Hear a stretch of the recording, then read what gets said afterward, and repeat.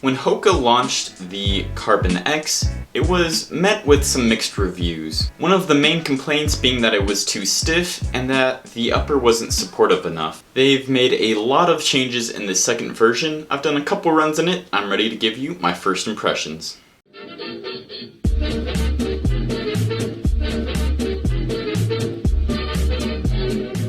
First, let's talk about the specs.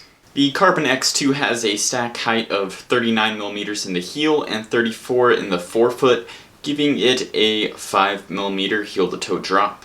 It comes in at 8.5 ounces in a men's size 9, and I put it in the maximal carbon-plated trainer/racer category.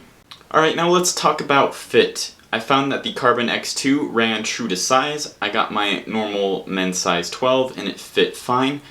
However, I wouldn't recommend going with the same size that you got for your first TeknoAXE, because in the first TeknoAXE I have a size 12.5, and that fits about the same as this size 12.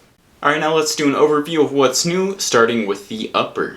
The upper uses a stiffer, more structured mesh, and gets a more structured internal heel counter and an Achilles fin. The tongue gets less cushioned and is similar to the one found on the Clifton Edge, though it is gusseted so it isn't going to move around. The midsole is the newer version of ProFly X, which means it's softer on the top and firmer on the bottom. This year it gets softer, lowers the position of the carbon plate, and reduces the amount of rubberized foam. The outsole is a continuation of the rubberized EVA midsole, and there are no patches of actual rubber. This is essentially the same as the first version, which wasn't the most durable.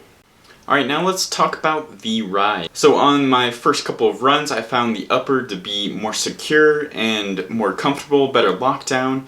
The midsole was softer for sure, felt a little smoother as well, but unfortunately that outsole remains the same. At slower paces, I almost didn't even notice that there was a carbon plate in there, and it felt just like a normal everyday Hoka trainer. So in the first version, the carbon plate was in between the white and black foams, so it was a little closer to your foot. And in the second version, it is in between the white and yellow foams, so it's a little closer to the ground, which means that there's more of that soft cushioning in between you and the plate, which might be the reason why I thought it felt a little less noticeable. I'm still not quite sure if I would choose this over the Rocket X for racing a marathon, but I'm definitely going to have to put some more miles on it and let you guys know. Alright, now let's do a couple of quick comparisons to a couple of other carbon-plated racers. So comparing it to the Hyperion Elite 2, I think they're both great options. The Hyperion Elite 2 has a firmer midsole that uses the DNA Flash foam, and a carbon plate that is closer to the foot, but it had a nice wide base which made it a little more stable. The upper was minimal, but I thought it was terrible for keeping my foot locked down, and it rubbed in the heel. So I thought that the upper on the TeknoAXE 2 feels almost like an everyday trainer, being more plush and secure, and I found that the ride on this shoe is softer than the Hyperion Elite 2, so I think I would definitely pick this guy in most scenarios over the Hyperion Elite 2.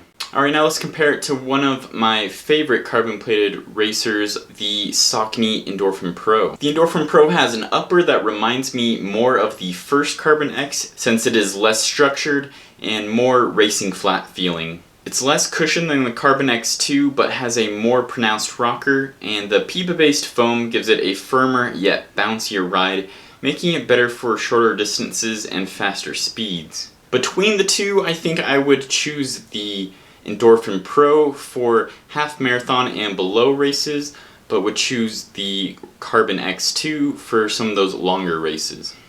So I do have a lot to say about how the TeknoAXE 2 compares to the Rocket X, but that's going to be in a separate toe-to-toe shoe showdown comparison video. But for now, I'll just say that I think there's some different use cases for these two.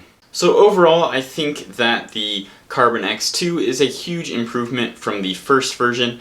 I think it will appeal to a wider range of people, and those who loved the first version will still like the second version, but those who didn't like it might really enjoy the second version. So either way, I think it's a win-win, a good update here. I'm going to put some more runs on it so I can give you a full review. Subscribe so you don't miss that. And If you like this cool shirt I'm wearing, you can check it out in a link in the description. I have plenty of merch for you guys to check out if you want to support the channel. And as always, keep on running.